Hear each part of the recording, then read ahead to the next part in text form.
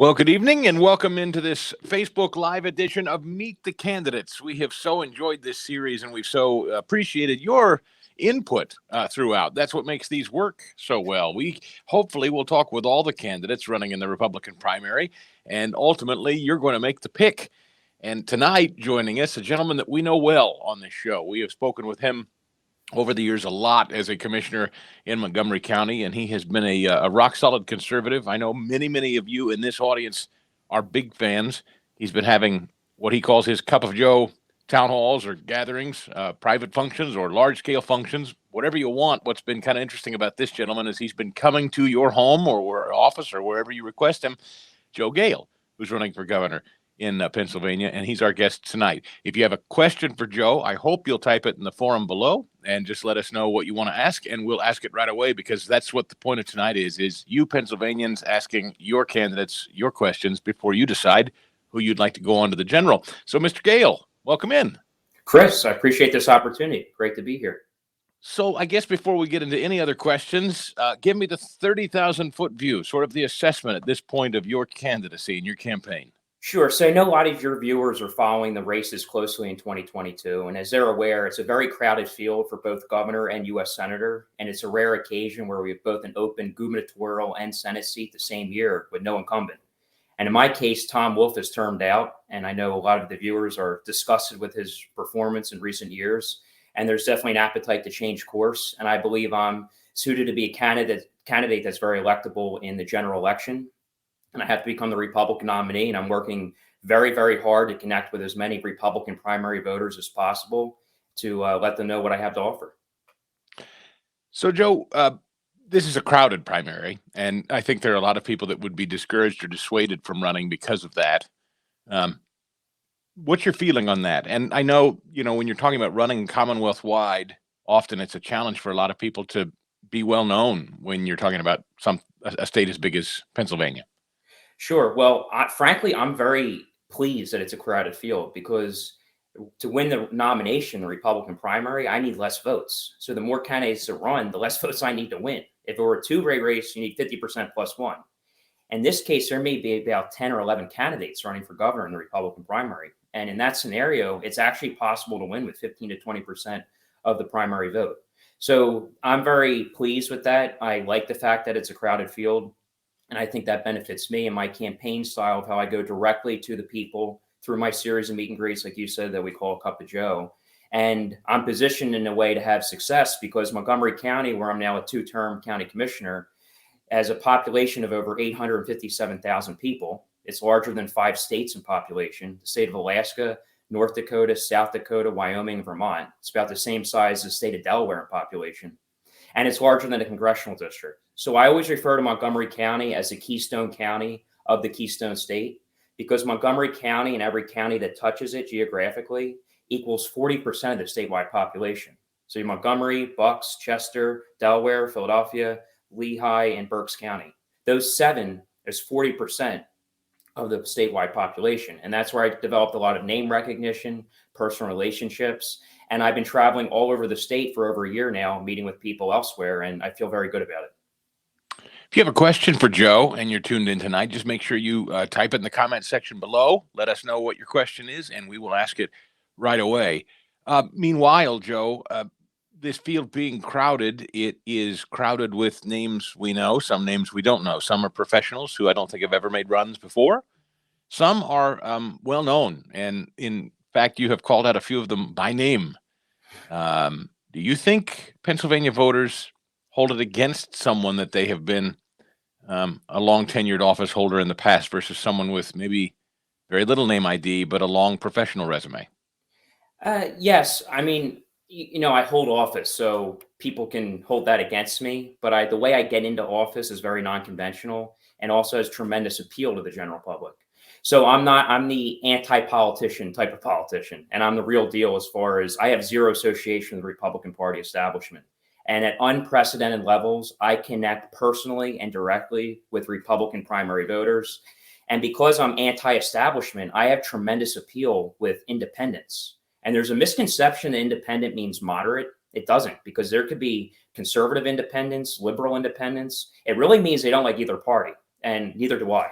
So I appeal to them. And a lot of these political hacks that have analyzed my races in the past, which, by the way, I'm 4 for 4, because every primary and general election I have for county commissioner is highly contested. $1 million are spent, and I always win. And I win because I actually overperform in the general election. I do better in November than I do in my primaries in the spring. And again, these political hacks analyze my races, can't figure out why. But it's easy. I don't alienate the conservative base. I fire up the conservative base. I appeal to those independents. And I know that I'm positioned to actually defeat Josh Shapiro in the general election. And I am convinced that I am the only Republican candidate that has the ability to beat Shapiro. And the first hurdle that I got to get past is a Republican primary. And you mentioned me calling out other candidates by name. I'm the only one who does that. And, if it weren't for me doing that, there would be a candidate in particular, and we can get into him, that would be coasting away with this nomination. But because I'm relentless with exposing the truth directly to the people, he's not running away with it.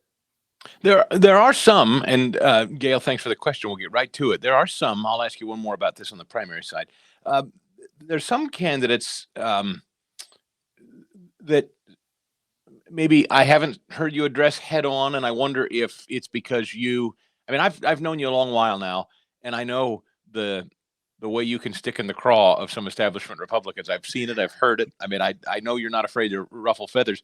So it's interesting, the reaction that Republicans have to you. I've always wondered and puzzled over the Republican Party in Pennsylvania. Some people I have found to be extraordinarily conservative, while other times I wonder what even makes them a Republican. And it's very, very difficult to figure it out. So it's always interesting, the reaction to you in particular. And there are certain Republicans that you've zeroed in on, and others that you seem, I guess, how do I put it? You're content to leave them alone. Does that mean that some of them you're not uncomfortable with the idea of being the nominee if it's not you, versus some you call out by name?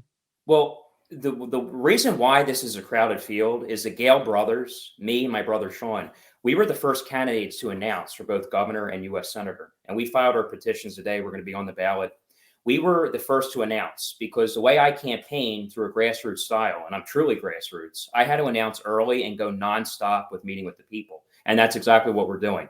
But it was our strategy politically, and I'm open about it, was to put two Gales in the two top of the ticket races, governor and senator, where Sean enters the race with the same values, the same brand, and also the same last name, Gale. So he shares a name recognition we worked extremely hard building through me over the last several years. So Sean's a problem for the establishment in the Senate race. So the establishment now has two races where they have to flood the ballot with multiple candidates to dilute our vote. And we knew that that would only benefit us. And that clearly that's working. This is a historic number of candidates running for both of these seats. But there's a lot of good-hearted conservatives fooled by one of the candidates, and that's a state senator from Franklin County named Doug Mastriano. And I expose the truth about him.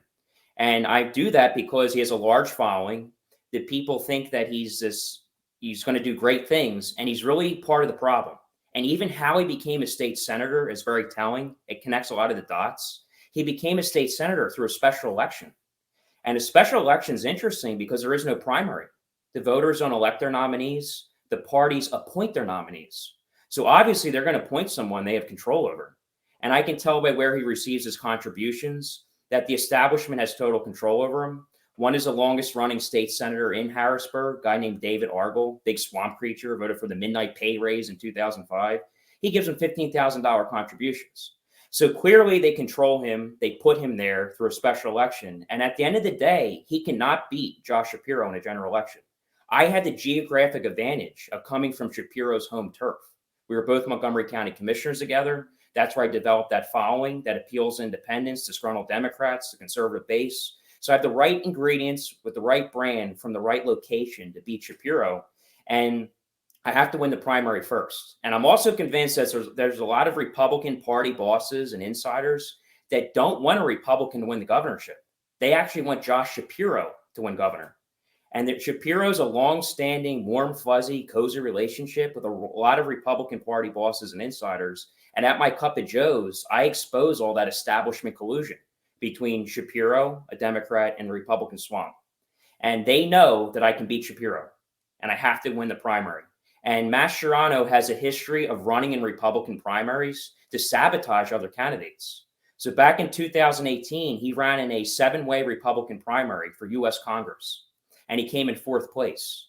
But the party bosses had him run to dilute the vote of other conservative candidates, again, flood the ballot. And the upside of him running and losing and diluting the others' votes was they promised him, when your state senator retires midterm, and who in politics ever retires midterm? That means they plotted this out in advance. We will appoint you through the special election to that state Senate seat. And that's exactly how he got there. So he has a history of running to sabotage other candidates. But when you're raising money and gaining this big following, there's an upside to it. And I don't think he's electable. And again, he's a fraud that a lot of people are fooled by. So I spent a lot of time explaining the truth and the background about Doug, Mail, and Mastriano. So to be clear, you don't believe Mastriano is sincere in his candidacy. You think he is purely running to be a spoiler? I believe that was the original intention. And then he took off with this following that I don't think a lot of people expected. But yeah, absolutely. I have no doubt about it because he has a history of it. And Chris, in my opinion, anyone that voted for Act 77, which was the unconstitutional 50 days of no excuse mail-in voting legislation, should be disqualified from holding any office, let alone being promoted to a higher office. And he voted. So I assume that means Jake Corman as well, is who you're talking about. Call him Jake the Snake Corman. So, but Mastriano likes to do all these diversion tactics where he does a fake hearing on election fraud the day before Thanksgiving in 2020. And you may remember Rudy Giuliani came into the state. Trump called in on speakerphone. Well, here, this hearing that he chaired, they never sworn in the witnesses for testimony. Can't have a hearing without swearing them in. They never subpoenaed election officials and brought them in for cross-examination. It was held at a hotel in Gettysburg, not at the Capitol in Harrisburg. It was nothing but a dog and pony show kangaroo court for Mastriano to divert attention away from his support of Act 77, portray himself as the guy leading the charge to stop the steal. Clearly, they stopped the steal. We had Biden. But he raises money. He gains followers on social media. He had to visit the White House.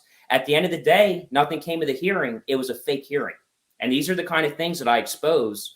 And if it weren't for me doing it, again, he would be taking off with this nomination. But I'm chipping away at him day after day directly with the people. And it's a serious problem for him. If you have a question for Joe, please jump in. Let's start with Gale, who says, hello, Chris and Joe. Governor Wolf calls abortion health care. Your thoughts? Yeah, this is sort of a layup for you, Joe, right out of the chute, but why not? Let's have a swing at it. What do you think about the state of abortion in the Commonwealth? Well, I am known to be a strong pro-life conservative. That's actually what started all this in my public life. What happened back in 2015 was the Montgomery County Republican Committee endorsed a board member of Planned Parenthood. And I couldn't believe that the Republican Party would endorse a board member of Planned Parenthood. And pro-life values are supposed to be represented in the Republican platform. And I got frustrated with the rhinos, Republicans in name only. And when they did that, I said, okay, I had enough. I'm going to run unendorsed against the party to give people clear conservative pro-life choice. I ended up winning that primary in 2015 by 1,000 votes on the dot, 1000. So you never forget that number. And it was a huge upset. I was an underdog, but we worked hard doing my Cup of Joes. We built momentum and I won. So that's the number one issue that's important to me. And a lot of liberals like to push the narrative that, abortion's healthcare, which is ridiculous. And also they like to throw around, well, what about the exceptions? Rape, the health of the mother. Pregnancy is not a sickness. Pregnancy is not an illness, but abortion's murder. And it's murder of the innocent and most vulnerable. And that's an unborn child. So that's something I'm very passionate about. And I actually walk the walk when it comes to fighting for conservative pro-life values. Charlie wants to know, and this is an interesting one, and this is sometimes the knock on you, Joe. You've heard it before. Republicans often wonder about being able to appeal to moderates or centrists, or as Charlie puts it, not so left Democrats. What do you bring to the table to draw on not so left Democrats? You kind of mentioned this, independents, center left, maybe, if you will. Can you appeal to those folks, or are you only a if you look at my hard right history, kind of guy? I have the proven ability of appealing to a wider range of voters. The conservative base, absolutely. Independents, overwhelmingly, and also disgruntled Democrats. Because there's a lot of people that like the fact that I don't put my finger in the air and see which way the wind's blowing. It's always clear where I stand on all the issues. I'm unwavering with my conservative values and principles. And there's some Democrats that may not agree with all my stances, but they appreciate the fact that I'm not wishy-washy. I don't put my finger in the air to see which way the wind's blowing. And more importantly, I'm not a controlled puppet of the GOP establishment and party bosses.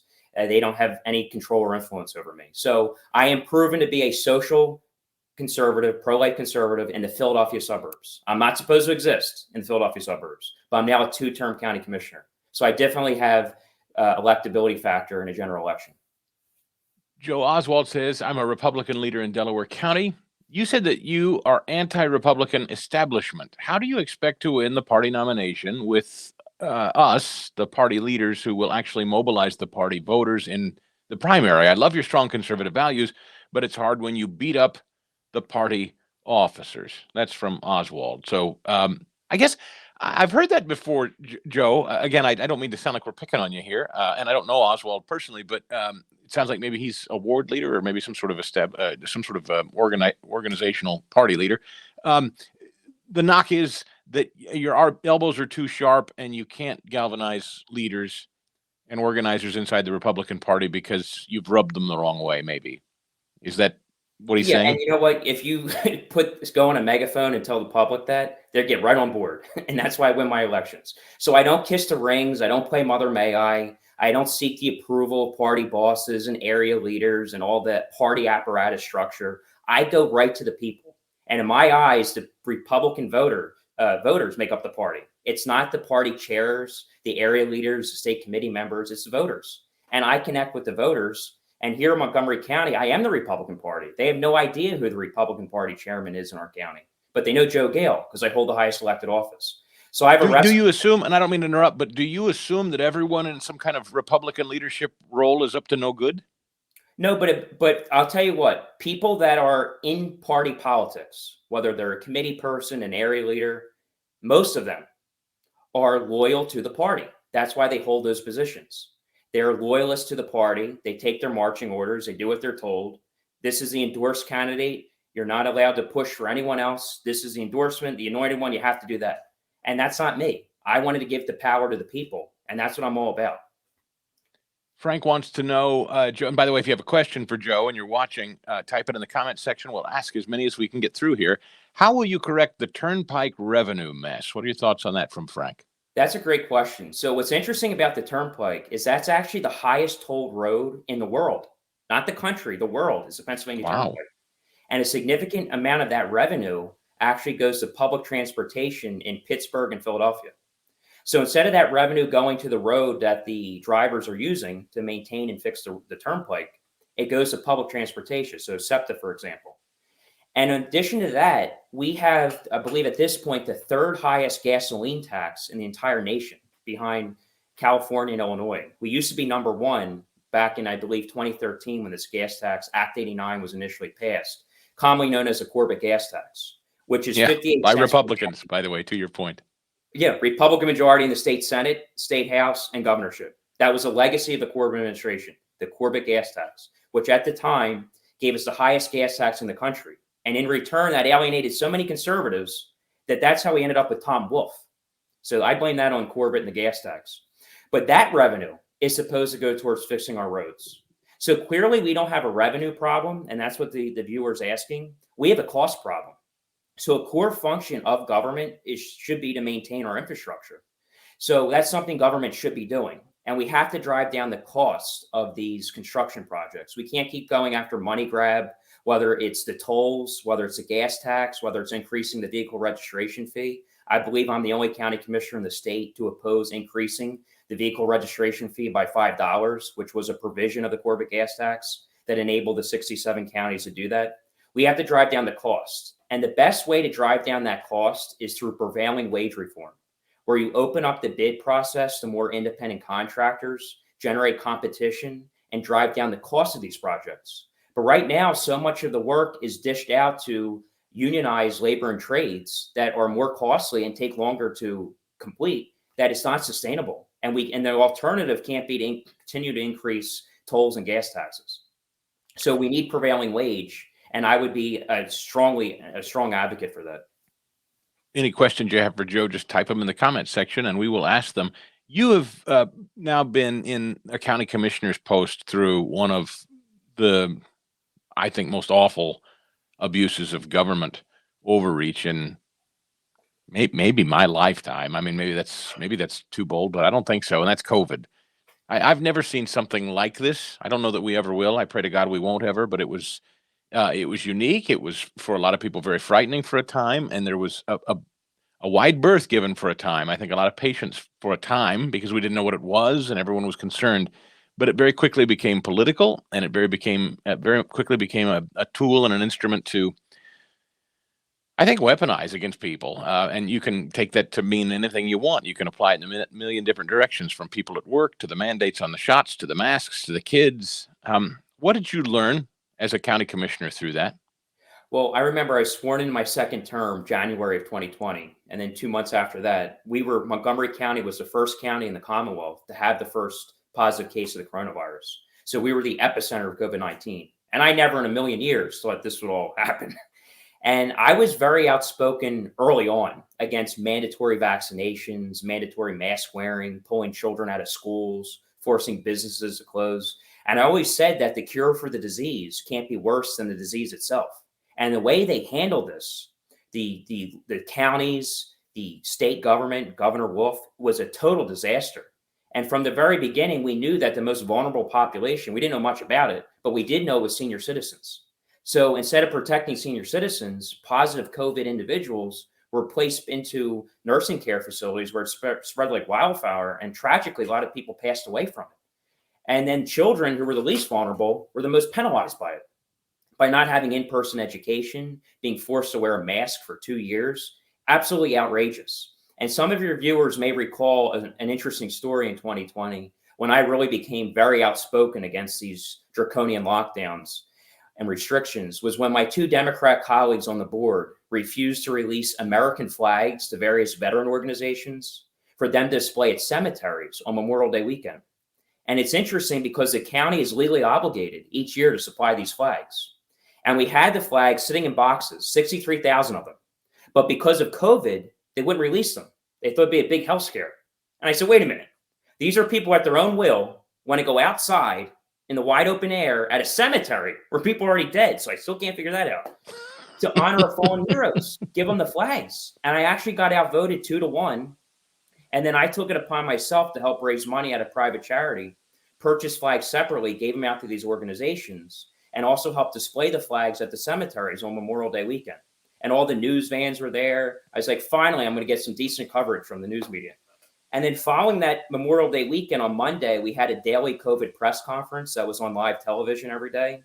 And the chair of the Board of Commissioners, who's a radical liberal, her name is Val Arkush. I drive her absolutely insane. She created this big scene at the press conference saying that Commissioner Gale went out and displayed these flags, and he did so without wearing a mask. So me being maskless outdoors at a cemetery was a far bigger news story than the flags not being released. So yeah, it was absolutely mind-boggling what has happened the last 2 years. Never in my lifetime did I think this would happen to our nation. Frank had a follow-up on the Turnpike. How can we recover, or can we recover, the mismanagement and loss of the missing $140 million from Turnpike fees? Another good question. So the Turnpike Commission has had a history of scandal and corruption. In fact, I believe some have been sent to prison. So we need an overhaul of the Turnpike Commission, the Department of Transportation. See, there's so many levels of bureaucracy in government. All your viewers know that. We need to come in and clean house. And that's what's unique with me, God willing, being the next governor. I have absolutely no strings attached. I don't have people seeking patronage jobs and board appointments to the Turnpike Commission and Secretary of Transportation. I can do what's right for the taxpayer and the people utilizing the Turnpike. And we need to get rid of the political cronies that serve on these boards that have, mishandled the funds as well, and hold them accountable and clean house. So, Frank, I guess to answer your question, the Auditor General should be handling that, and also the Attorney General. If there's criminal wrongdoing where they're misappropriating funds, that's criminal, and the Attorney General should act on that. But obviously, we know Josh Shapiro, who, again, I used to serve on the Board of Commissioners with, is not a ball fire when it comes to that. Diana wants to know if there's anything you could do as governor to prevent illegals from being dropped into our state in the dead of night. Well, first of all, that should not happen. And if we are aware that it is happening, those individuals that are illegals should be turned over to ICE, the federal Department of Immigration.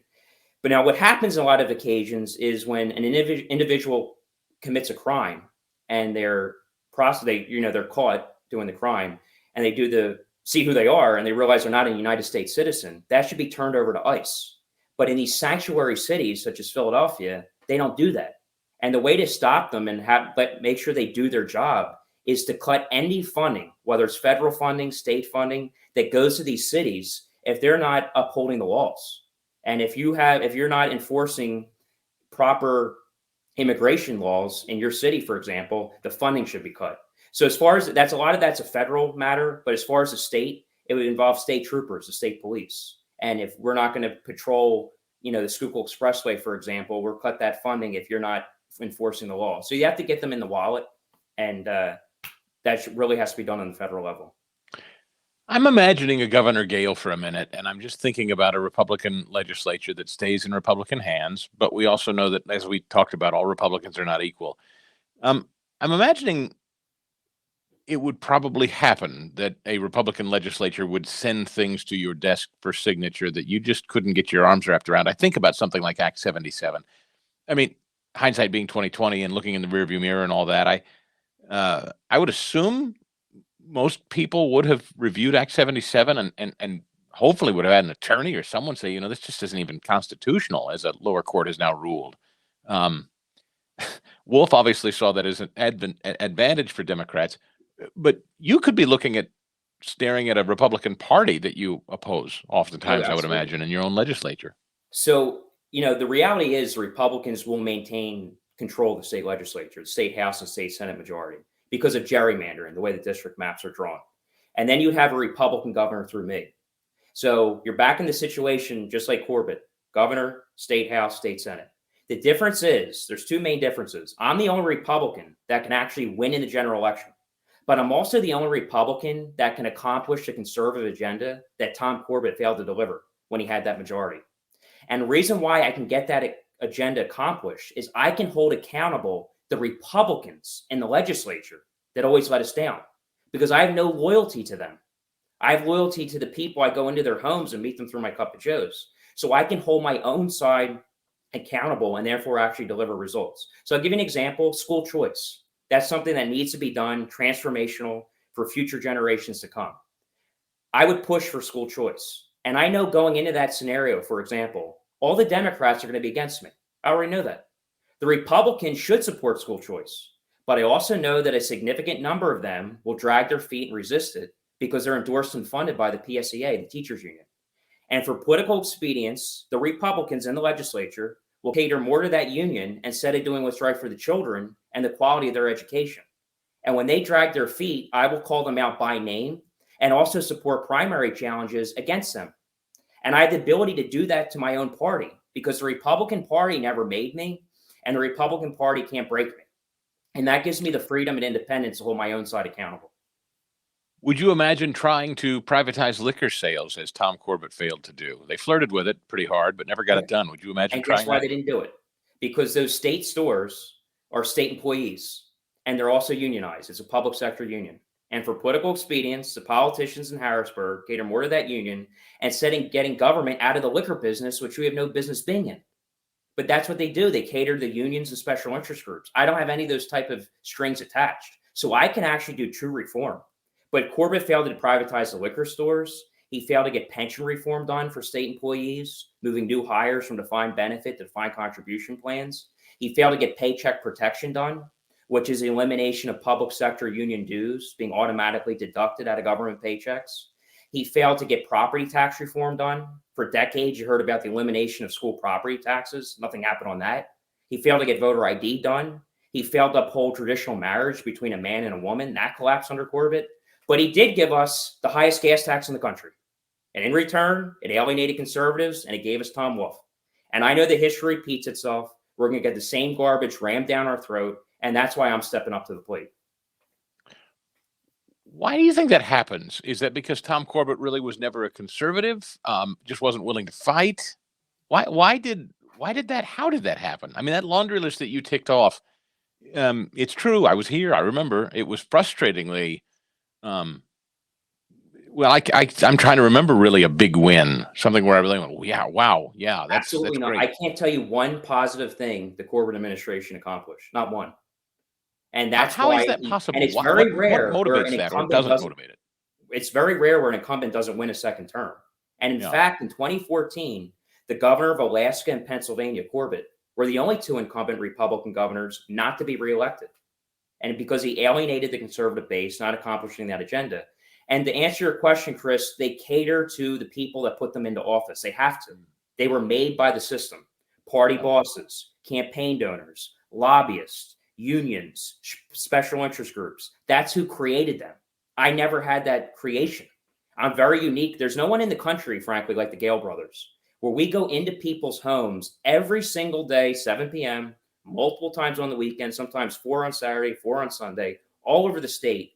And we go into their homes. We don't even ask for contributions, where you wouldn't get a governor and Senate candidate in your house without $15,000 up front, and they'd be in and out for 15 minutes. We spend quality time with them and build relationships. And that's our true power. We don't need the Republican Party, and we can get into these positions and actually do what's right for the taxpayers and families that we represent. If you have a question for Joe, let me know. And just type it in the comments section, and we'll ask it. What is the thing you hear above all others when you go to your cup of Joe's, when you sit in someone's living room? Is there one or two top questions? Without a doubt, the number one issue I hear about is election integrity. People have lost total faith in the integrity of our elections, and it's due to Act 77. And again, that's why I have no faith in the Republican Party. It's particularly in Pennsylvania. And we can't have someone that voted for that promoted to a higher office. And that's the biggest scandal to come out of Harrisburg. It's worse than the midnight pay raise in 2005, Act 77. And you were bringing this up earlier, they knowingly and deliberately passed that unconstitutionally. Because just so your viewers know, Act 77 was passed before the coronavirus. It had nothing to do with the pandemic. It was passed in 2019. And there was a former state senator who's retired since, but he was there at the time in 2019 when they passed this. And he sent out an official memo to the entire Pennsylvania State Senate informing them that what you were proposing triggers a constitutional amendment, and there's a specific process you need to follow. Has to pass 2 legislative sessions. Act 77 only passed 1. And it also requires a voter referendum on the ballot, a yes or no question, where the voters decide whether or not they support the amendment. And there's a whole process for that referendum, supposed to be advertised in advance in at least 2 newspapers in all 67 counties. It never happened. And then to add insult to injury, the Democrats in the legislature, which again voted against Act 77, unanimously passed by every single Republican. I believe 1 Democrat state senator voted for it. Democrats opposed this. They made a push for Act 77 to take effect in the 2021 election cycle. But the Republicans shot that down because they were determined for it to take place in 2020. And this was the trade-off. This was the deal they cut. They had to get Wolf to sign off on it. And they said, we will give you 50 days of no excuse mail-in voting, the longest vote-by-mail period of time in the entire nation, if you allow us to remove straight ticket voting in the general election. That was a trade-off.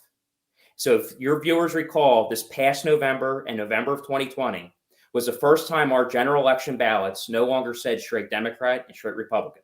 That was the hook, because the Republicans know that removing straight Democrat selfishly benefits the Republicans down ballot, meaning the candidates that appear on the bottom. They're going to have safer seats, because in the masses, Democrat voters are less likely to go all the way down the ballot and vote for every individual candidate, but they will do the top of the ticket. And clearly that's what happened. Your viewers probably recall hearing about all the ballots that only had Biden's bubble filled in. It was a deliberate act of sabotage, because we have a lot of bad, never Trumper Republicans that didn't want Trump to have a second term. And it was sabotage from within. And the blood is on the hands of the Republicans, including Doug Malin Mastriano. And we have to hold these guys accountable. And unfortunately, I am the only one that does this. If it weren't for the Gale brothers blowing the whistle on Act 77 and doing this unprecedented amount of Cup of Joes, op-eds, social media, interviews, talking about it, this would be swept under the carpet. This is a bigger scandal than the midnight pay raise in 2005.